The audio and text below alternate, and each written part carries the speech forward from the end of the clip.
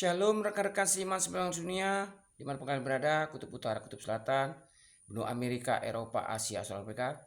Shalom Mas Terjaya. Siapa yang sampai detik ini percaya Tuhan itu ada, angkat tangan. Siapa yang sampai detik ini masih percaya bahwa makhluk hidup ciptaan Tuhan itu cuma 3? Apa? Tumbuhan, hewan, manusia, angkat tangan. Puji Tuhan. Siapa yang masih percaya dimanapun dia berada, baik teman-teman ada di pangkalan nuklir, teman-teman ada di tambang emas di bawah tanah, di gunung-gunung, maupun di tambang minyak dasar laut, maupun di antariksa, tetap diawasi Tuhan Yesus, angkat tangan. Puji Tuhan. Kenapa? Karena Yesus adalah Tuhan. Sedangkan polisi aja bisa tahu, oh ada ladang ganja di Aceh, oh ada ladang ganja di Kalimantan. Polisi aja tahu. Emang polisi lebih tinggi dari Tuhan? Polisi Republik Indonesia kan terbatas. Dia tidak tahu ada ladang ganja di Meksiko, ada ladang opium di Afghanistan. Tidak tahu kan? Terbatas polisi Indonesia. Tuhan Yesus terbatas tidak? Tidak. Contohnya, polisi Indonesia tahunya minyak di Indonesia. Apa dia tahu minyak di California? Apa dia tahu minyak di lepas pantai Arab Saudi? Tidak tahu. Tapi Tuhan Yesus tahu nggak? Tahu. Siapa yang sampai detik ini tidak percaya Tuhan? Oh, merasa lebih hebat dari Tuhan ya. Kamu S berapa? S tontung. Ya, kalau istilah Palembang itu segala gawe tercaro. Kalau berkendak itu tangan di bawah, bukan tangan di pucuk. Contoh cak si Tongom yang kena pecah kena dua beranak itu kan. Waktu dia jadi gubernur Jakarta kan ditemuinya terus yang Sano itu kan, datang terus dia ke rumah adiknya kan. Tolonglah tiap hari dan cara tangan bawah. Bukan tangan di pucuk, tangan di bawah tuh memohon. Cara tangan di bawah tuh nunduk. Yang mesak kepala tebas budak. Hanya persoalan waktu baik, ya. Jadi kalau bicara hukuman kan ditebas kan di hukuman kan. Ada firman Tuhan Yesus tertulis di Nahum 1 dengan perikop murka Tuhan. Dan firman Tuhan kepada Yehuda dan Niniwe. Jadi kalau kita berbuat salah pasti ditebas, dihukum. Jangan ke sesama kita manusia. Di tata negara Indonesia aja ada hukuman. Contoh KUHP. Siapa di sini yang masih menghormati KUHP? Kitab Undang Hukum Pidana Perdata. Oh, siapa yang di sini masih menghormati sumber hukum negara Indonesia yaitu Pancasila? Oh, banyak ya. Oh, gitu ya. Nah, sekarang kita akan bahas dari jangan ikuti yang nggak percaya hukum dan menghormatin itu ya. Jadi kita akan bahas di Nahum 1 ayat 9 dengan firman Tuhan kepada Yehuda dan Niniwe. Ayat 9, apakah maksudmu menentang Tuhan? Nah, rupanya basi gerakan-gerakan yang anti Tuhan ini basi. Nah, apakah maksud menentang Nahum? Kita perjanjian lama. Berarti zaman sebelum Tuhan Yesus datang ke dunia pertama kali. Wah, lah ketahuan berarti kalau istilah lah ketahuan berarti zaman rombongan menentang Tuhan ini. Ini buktinya. Nahum 1 ayat 9. Apakah maksudnya menentang Tuhan? Basi berarti gerakan ini deh, ngapa dituruti? Ngapu melok gawe wong kalah kan? Lolo gitu. Kalau istilah pribahasa wong gerakan, kenapa bersandar pada dinding dari pasir? Roboh pasir disandari kan? Lalu ia akan menghabisi sama sekali, kesengsaraan tidak akan timbul 2 kali. Tuhan Yesus akan dihabisi, dihukum. Jadi baik pelanggaran hukum terhadap di dunia, hukum tata negara maupun terhadap hukum Tuhan, semuanya sama, yaitu dihukum. Kalau misalnya melanggar buat onar, dihukum. Ada undang-undang yang pembuatan onar kan? Ini menentang Tuhan. Nahum 1 ayat 9. Apakah maksud menentang? Ditanya Tuhan. Apa maksud kamu menentang Tuhan ini? Bingung kan sama cak rombongan ini kan, kerucuk-kerucuk kata apa kalau istilah waktu nak tikus, nak gajah, nak ayam. Ditanya apa maksud kamu bikin gerakan ini? Nurun ke Pancasila apa nurun ke harga beras? Nurun ke Undang-Undang Dasar 45 apa nurun ke harga dolar? Bingung kan? Apa hubungannya? Kami cuma ngegas-ngegas motor. Nah, kalau ngegas-ngegas motor ngapa pakai pasukan seragam? Bingung dia kan, Tidak sampai.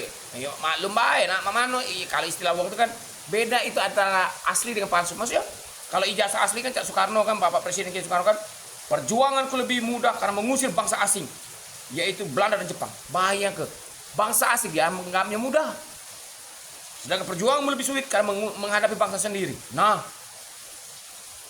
mengusir bangsa asing itu lebih mudah daripada menghadapi bangsa sedewe. Itu bedanya ijazah asli dengan ijazah palsu. Contoh wong yang diragukan ijazahnya kan, saya tidak membaca apa yang saya tangani. Ngomong di Istana Negara. Sakit jiwa ada itu. Ada tidak pernah ada presiden Republik Indonesia di situ ngomong kayak itu? Ya, right? Kalau presiden ijazah asli kan, kenapa dia bisa ngomong keluar sedahsyat itu? Perjuangan lebih gampang karena mengusir bangsa asing, Belanda dan Jepang. Perjuangan lebih susah karena menghadapi bangsa sendiri. Karena dia terlatih selama kuliah kan mendapatkan ijazah asli kan, meneliti ke sana sini, bikin tulisan, bikin penelitian, pengumpulan data itu udah gampang.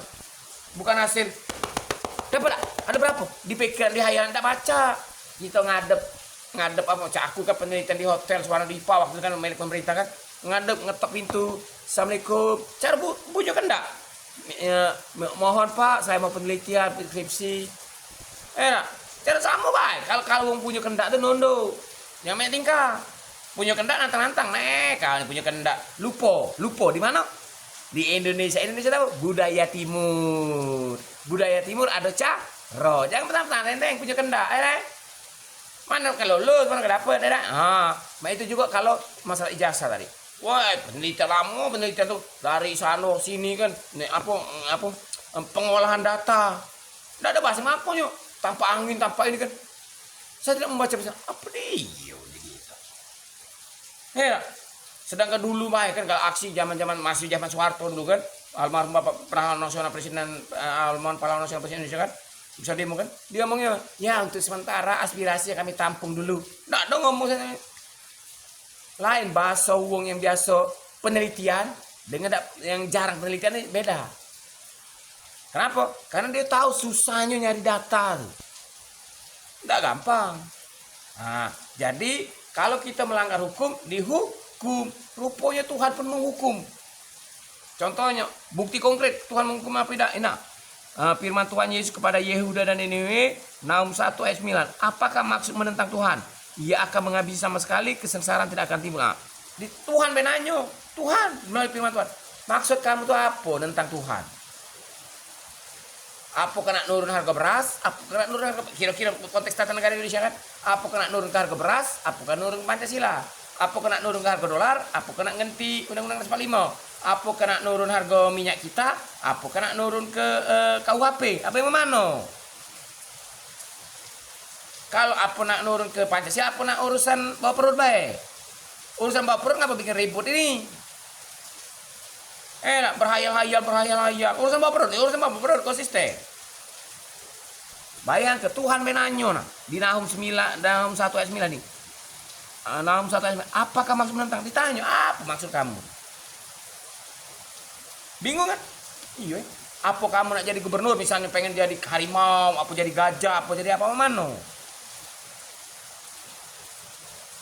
Sekarang ini zaman keterbukaan. Ngomong jorok jadilah. Kalau istilah budak itu kan ngomong jorok jadilah. Jadi ingat teman-teman, apapun yang kita perbuat, Tuhan Yesus pasti tahu dan kita pasti akan dihukum kalau kita melanggar melanggar hukum Tuhan Yesus, apalagi menentang Tuhan. Ingat, dosa yang tidak diampuni membuat Roh Kudus berduka. Apa itu membuat Roh Kudus berduka? Yaitu melawan perintah Tuhan, menentang hukum Tuhan. Itu buat Roh Kudus berduka. Jadi ingat hukum tabur tuai. Apa yang kamu tabur, itu yang kamu tuai. Kamu menabur kejahatan, kamu menabur perbuatan dosa, kamu menabur gerakan penentang Tuhan, siap-siap dihukum. Tapi kalau kamu menabur kebenaran, kekudusan, siap-siap menerima berkat Tuhan dan hidup masuk surga. Siapa yang ingin di sini seperti Bapak Abraham, kaya raya di bumi dan masuk surga bahagia? Angkat tangan. Puji Tuhan. Siapa di sini ingin seperti Yudas? Berkhianat, miskin, tolol, goblok, berbuat dosa dan masuk neraka, bunuh diri. Siapa? Oh banyak ya yang nggak tahu tentang Yudas tapi tingkah laku seperti Yudas. Bertobat nanti seperti Yudas. Kalau kami ingin seperti Bapak Abraham aja, kaya raya di bumi dan masuk surga. Terima kasih Tuhan Yesus. Tetap semangat teman-temanku. I love you, Jimin. Tuhan Yesus menang. Semangat Jimin, I love you. Alpen coming. Semangat. Dah.